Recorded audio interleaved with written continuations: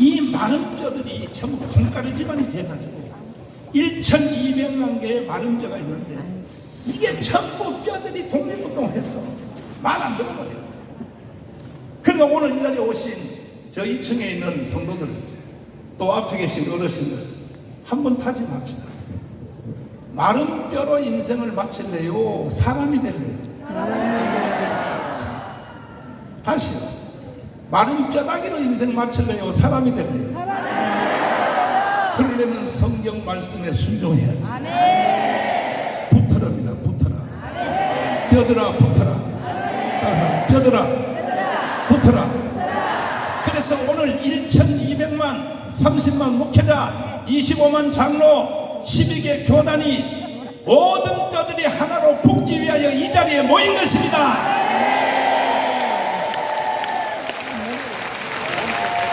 아니 정강훈 목사 말은 무시해도 돼요. 그러나 조용기, 김준권, 한경직 말은 무시하면 돼야 안 돼요? 이 대답도 안 하시는데 어르신들이. 자, 주먹 쥐어봐요. 옆 사람은 박치기 해봐. 너 조용기만 하냐 물어봐.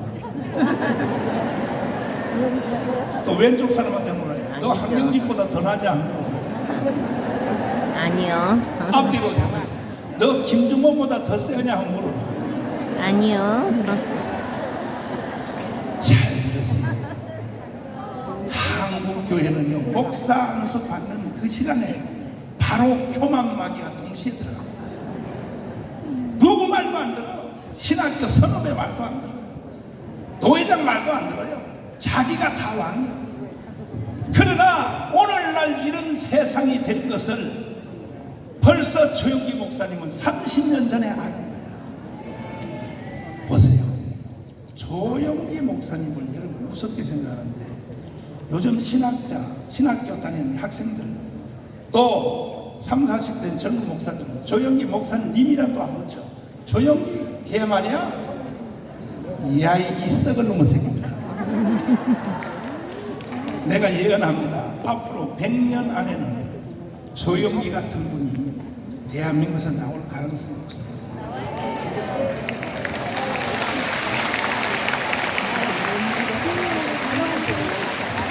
조영기 목사님의 위력을 한국 사람들이 몰라요.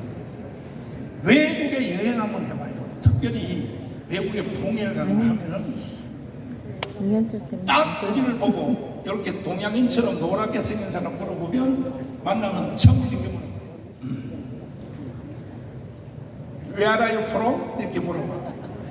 근데 나 영어를 못하니까 뭐야? 그리고 그 다음에 이렇게 말해요. Are you Japanese? 재팬은 알거든. 근데 내가 들으니까 No. Are you China? 차이나는 알거든. 내가 아니니까. 그러면 그 다음에 물어봐야 될 영어가 뭐랍니까? Are you Korean? 이렇게 물어봐야 되거든. 우리가 10대 경제 대국이 되었다고 큰소리 빵빵 치는데 한국 사람 안 물어봐요. 아유 코리안 안 물어봐. 그러면 이거 뭐예요? 그러면 어느 나라 사람이냐? 그때 내가 대답해. 아유 그럼 코리안? 자 여기까지 말이 됐습니다. 그 다음 말이 바로 기계처럼 튀어나온 말이 뭔지 압니까? 윤석열 대통령 알아? 이거 안 물어봐. 윤석열 대통령이 몰라. 바로 기계처럼 튀어나온 말이 뭐냐? Do you know 페스토죠? 조영기 목사 알아? 이거부터 물어봐. 그래서 내가 Yes I see. 그러면 날 보고 밥 먹으러 가자 그래. 밥 먹으러 가자. 조영기 안다. 여러분 외국 가서 밥 먹을 돈 없으면 조영기 안다 그래 봐. 그럼 바로 밥 먹으러 가자. 거기다가 가다 그랬어. 나는 조영기 알 정도가 아니고 조영기 목사 교회 가서 내가 설교도 한 적이 있어. 그랬더니 세상에요 나를 껴안고 내 얼굴에 침을 다 발라놓고요. 이게 조영기의 위력이에요. 여러분은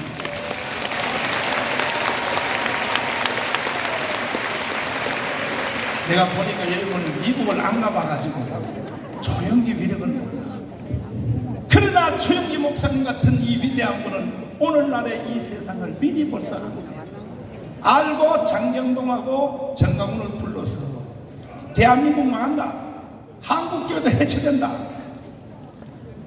그래서 최영기 목사님이 그때 외친 영상을 한번 보여드리겠습니다. 레디고 시작해요. 우리의 군대가 울타리면 보안법은 대문입니다. 아무리 울타리를 튼튼히 해놓아도 대문을 열어 제껴버리면 안방까지 적이 들어오는 것입니다. 보안법을 우리가 없애버리면 어떠한 일이 일어납니까? 첫째로 북한 노동당에 가입하는 것을 막을 수가 없습니다. 대한민국 땅에서 100주에 북한 노동당에 가입해도 처벌할 수 없습니다. 둘째로 북한 체제와 주체 사상을 마음 놓고 길거리에서 전파해도 중지시킬 수가 없습니다. 셋째로 방송이나 신문에 김정일 정권을 찬양하는 방송이나 글을 적어도 막을 수가 없습니다. 넷째로 주체 사상이나 공산주의를 선전하고 가르쳐도 막을 길이 없습니다. 다섯째로 서울 길거리에 인공기를 휘날리고 북한 국가를 불러고 김일성 추모 대회를 열어도 막을 수가 없습니다. 이러므로 우리는 보안법을 폐지해서는 절대로 안 됩니다. 어느 집이 부적이 들끓는데 대문을 열어 제껴버리고 평안하게 있을 수가 있습니까? 언제 보안법을 철폐할 수 있느냐? 북한의 침략 야욕이 사라졌을 때, 더 이상 우리의 적이 아닐 때 우리는 보안법을 없애도 좋습니다.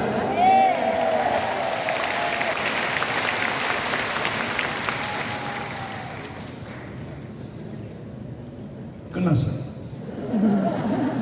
자, 여러분 이 최영기 목사님의 말씀의 권위를 인정하십니까? 그래서 종류가 다르다 이거야. 여러분과 저하고 종류가 다른 사람입니다. 30년 전에 이미 오늘날 대한민국이 이루어질 것을 훤하게 보고 있었던 거예요. 그러면 김유곤 목사님은 뭐라고 말했는가? 저는 김주건 목사님한테 잘못 걸려 들어가지고 피를 봤어요. 피를 2년을 불려다녔어요. 2년을 일주일에 하루씩 2년을 불려다니면서 내가 공부를 했어요. 원해서 한 게 아니에요. 새벽에 4시만 되면 전화 와요. 일어나셨는가? 그러면 또 잠자다가 전화 받는 것 같은 걸 숨기려고 거짓말 하려고 일부러 전화벨이 울리는데도 내가 목소리를 막 일어났습니다. 이러면 잠도 안 주무시는가? 기도해야죠. 기도. 그렇게 하는 말씀이 오늘 어디 가십니까? 코리아 모텔 갔다가요. 거기에 또 어디 갔다 옵니다. 그랬더니 시간 있으면 저한테 한번 왔다 갈 수 없는가? 아니 어르신은 근데 안 갈 수 있어요. 이래서 불려다닌 게 2년을 불려다녔어요.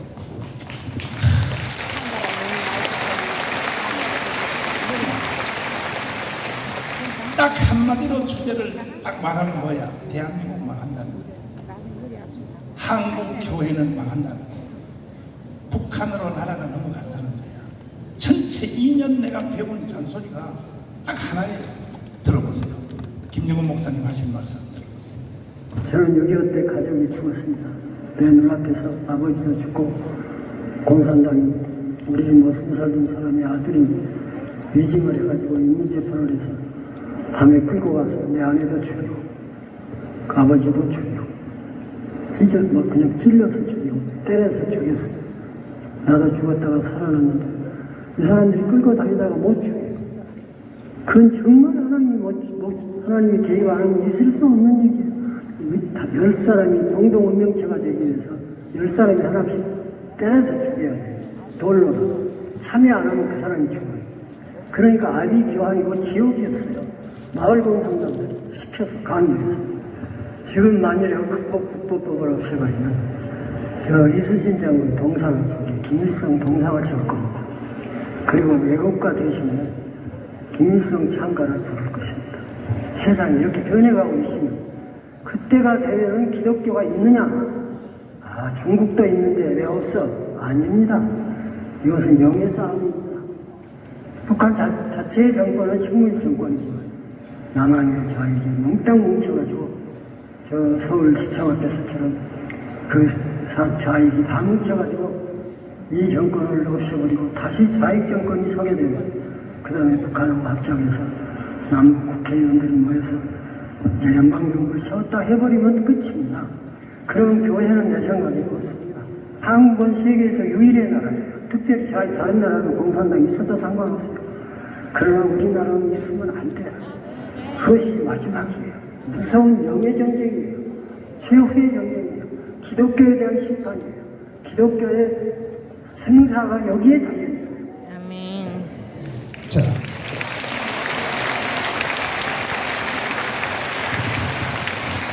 태극기 대신에 인공기를 걸어도 가문광장에 이순신 장군 동상을 철거하고 김일성 동상을 세워도 이들은요 종류가 우리와 다른 사람이니까요. 그러면 이 어른들의 예견대로 됐나 안 됐나? 장인 목사가 창원에 가서 동의하러 갔다가 상원시청 앞에 걸린 국기를 찍어와서 보세요. 자, 이거 보세요. 국기하고 인공기를 딱 걸어놨잖아요. 이래도요 어떤 목사님 하나가 올라가서 저 인공기 하나를 잡아 찢는 사람도 없고 그래서 한국교회가 죽었습니다.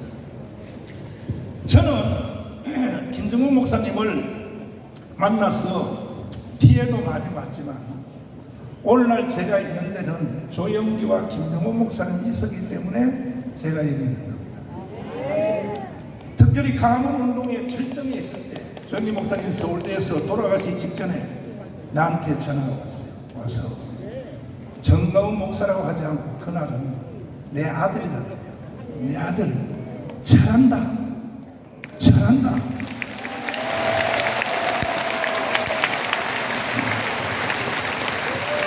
아니 우리 솔직하게 한번 얘기합시다. 솔직하게 이 어르신들 한번 대답해 보세요.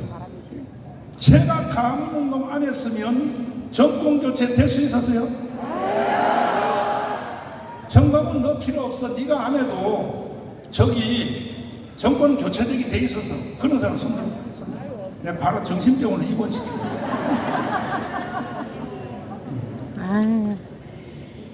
자, 이들은 벌써 알았단 말이야. 그래서 김중원 목사님이 2년을 나를 불러서 잔소리를 하기에 김중원 목사님은 여러분 잘 들어주세요. 김중원 말을 함부로 얘기하면 안 됩니다. 그분은 전라남도 김대중이 태어난 바로 옆에서 하이도 옆에 있는 지도에서 태어났어요. 태어났는데 일생 그 모든 내가 녹음 다 해놨습니다. 어르신이 증언하는 거를. 언제 내가 자서전을 쓰려고 김중원 자서전을 내가 쓰려고 없어요. 진짜. 김중원 자서전이 없다니까요. 이런 게 한국교회가요 나쁜 놈들이요. 어떻게 김중원의 자서전이 없냐고요. 그래서 뭐라 그랬냐? 처음에 예수는 누구를 통해 믿었냐 했더니 전라도의 순교자 문중경 전도사님 아시죠? 그 순교자 그분의 전도로 김중곤이가 예수를 믿고 은혜 체험은 누구한테 했느냐? 이성봉 목사님한테 은혜 체험했다고 저한테 그렇게 증언을 해줬어요. 그런데 일제시대 때에 저 평양에 있는 신학교가 문을 닫으니까 만주 봉천으로 갔어요. 그때 섬에서 기독교인들이 다 물고기 잡은 거 뭐하고 모금을 해서 우리 섬에서도 목사님 하나 키워보자. 그래서 만주에 있는 지금 신양이죠. 만주 봉천 신학을 보낸 거야. 동네에서 갔습니다. 갔더니 하루는 일본 헌병이 잡으러 갔어요. 일본 헌병이. 그 잡혀서 태평양 전쟁에 끌려가게 생겼습니다. 가다가 태국의 저녁에 옥수수밭에 밤중에 열차가 천천히 갈 때 뛰어내렸어요. 그리고 철길을 따라서 다시 학교에 심양 만주공천 신학으로 들어왔더니 간증을 했어요. 이야, 하나님이 나를 살려주셨다고 했더니 신고한 사람이 한국 신학생인 줄 모르고, 그때 이미 만주공천 신학은 자경신학이 들어와서 김재준, 그 다음에 문익환, 강원영, 이게 전부 만주공천 신학의 동기들이에요. 그래서 한국 신학생이 김문곤을 신고한 거야. 간증했더니 그 다음날 일본 헌병이 다시 체포하러 와서 두 번째 잡혀서 다시 태평양 전쟁에 투입돼서 가다가 콰이강의 다리, 유명한 거기서 안 보여. 뛰어내렸어. 죽으면 죽고. 그래가지고 모래밭에 떨어져가지고 다시 열차 길을 따라서 걸어서 이제는 만주공천 신학으로 못 들어가고 중국의 민가에 숨어 있다가 이제 나라가 해방이 돼서 한국에 들어왔더니 그때의 자기를 신고한 한국 신학생과 그때의 자경신학을 했던 바로 그들이 대한민국의 해방 후에 NCC라고 하는, 잘 들으세요 여러분, 내가 위험을 무릅쓰고 말하는 겁니다. KNCC라고 하는 기구를 만들어서 한국 교회 위에 올라타고 있는 거예요. 아시다시피 한국 교회 성도들은 99%가 좌파요 우파요? 좌파요 우파요? 기독교인들은 99% 우파인데 세상의 최고의 높은 기관에 그때는 한기총 없었어요. 그 기관에 그 위에 올라타고 있으니까 김용원 목사님이 열받은 거야. 이 새끼들이 대한민국 교회를 망치려고 뭐라고? 그래서 김용원 목사님이 미국의 풀러 신학을 공부하러 가서 빌 브라이 박사를 만났습니다. 만나서 CCC라고 하는 원리를 배워서 대한민국의 젊은이들, 학생들을 다 복음으로, 공산주의를 이길 수 있는 길은 복음밖에 없습니다. 동의하십니까? 그래서 풀러 신학에 졸업도 다 못하고 하도 급해서, 대한민국 상황이 급해서, 그래서 CCC를 배워와서 한국 대학생 성교회를 만들어서 이 좌파, 주사파 학생들하고 맞짱을 뜨고 있는데 김중곤 목사님이 없었으면요 대한민국은 이미 끝났어요. 그게 무슨 말이냐? 그때 김중곤한테 걸려서 좌파 학생들이